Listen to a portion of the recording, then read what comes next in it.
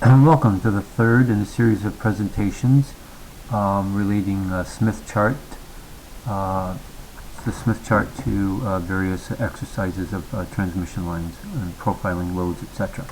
So this particular exercise will be taking a look at how we can use a shorted stub to perform a narrowband match between a 50 ohm transmission line and a load impedance of 150 plus J25. We'll create a pictorial here in a second for you. We're going to assume that the load impedance I just quoted you is for an antenna. The system will be operating at 800 megahertz. Okay, so here's your pictorial. We have a signal source, 50 ohm source at 800 megahertz. The velocity factor of the line is 0.66. And the load impedance is 150 plus J25. Probably a good starting point, or as a first step, we will calculate the guide wavelength.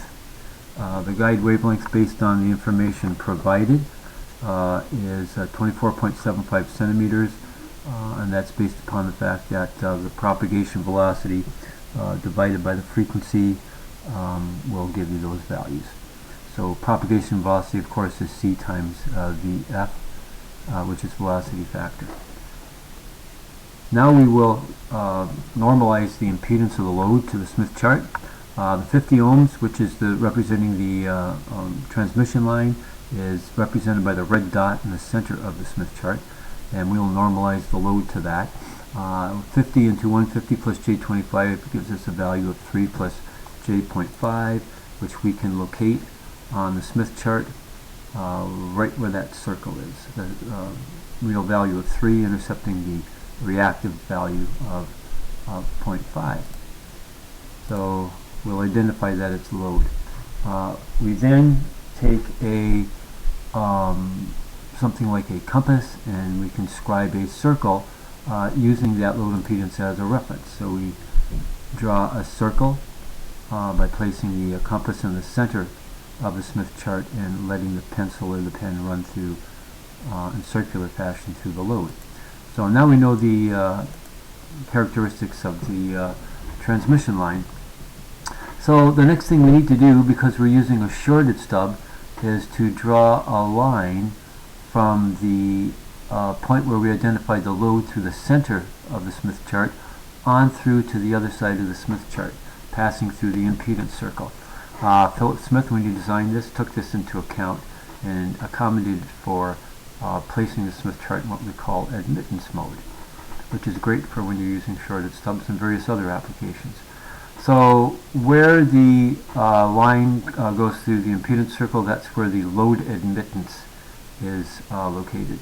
Not only that, but we've also placed the line to the outside of the Smith chart, and that now serves as a reference for the load, because we're going to have to now attempt to locate where on the transmission line the real value of the impedance is to be. In other words, where is the first point that the real value that we're trying to match is located at.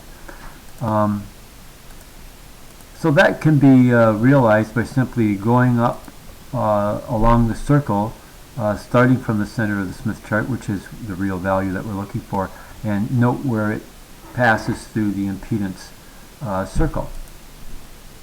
Once we've identified that location, we draw a line from the center of the circle once again through to the outside of the Smith chart, and we now know where or how far back from the load the stub needs to be placed. Now we can qualify this a little bit further by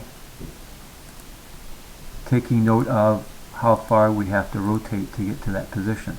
So those green arrows represent the length on the line back from the load where we would have to place the stub.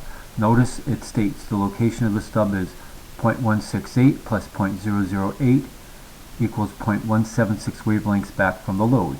The 0.168 comes from reading the outside of the Smith chart.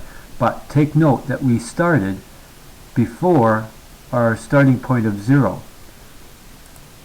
So we have to add that little stretch right there. That happens to be 0.008 of a wavelength. So that gives us a position 0.176 wavelengths back. Later in the presentation we'll calculate exactly what length that is based on our guide wavelength calculation. Now we have to look at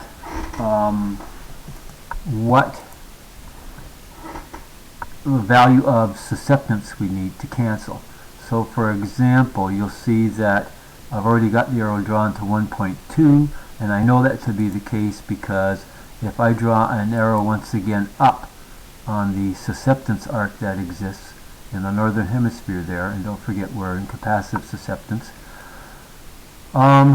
we now have a value that we can realize, well, if we can cancel that out with equal but opposite polarity susceptance, then we've eliminated the reactive value and we'll be left just with the real value that matches the characteristic impedance of the line.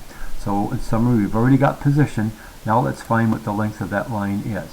So it's 1.2, a value of 1.2 susceptance from the northern hemisphere there, the upper hemisphere of the Smith chart. And we will start to walk back from the point of infinite admittance, which I've got labeled as 0.25. I have a line at that point.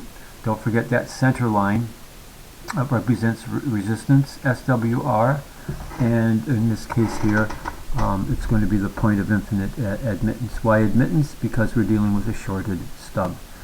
So we're at 0.25 at that point, and we want to find out where the equal but opposite value of 1.2 is, and I've just drawn a circle around it. We will draw a line out from the center of the Smith chart through that to the outside of the Smith chart, and we find that that reads a value of 0.36, which is now shown on the screen. So we want to find out what the distances and wavelengths is between the 0.36 and the 0.25, and you can see in the lower right we've calculated that. The length of the line is 0.11 wavelengths long. So in other words, those green arrows that I've just added represent the length. So we now know position and we know length. Position is already been given, it's 0.176 wavelengths back, and the length of the line is 0.11 wavelengths. Now how is this going to look back in our pictorial now? Well, let's go back to the guide wavelength calculation that we did earlier. It's 24.75 centimeters, and with a quick calculation we find that it is 4.356 centimeters, and that really actually should be 0.176 times the wavelength, and that's 4.356 centimeters, and we find that it's located at that point, and the length of the shorted stub is 0.11 wavelength, and that should be 0.11 times 24.75 centimeters, and that equals 2.72 centimeters. So just a little correction there in the math. For the location back, it should be 0.176. This one doesn't show the 0.008 added to it, but it would be very, very close to that, and you would probably want to add that to make it a little bit more accurate. Okay, so that's the implementation of a shorted stub for a narrowband match. Thank you.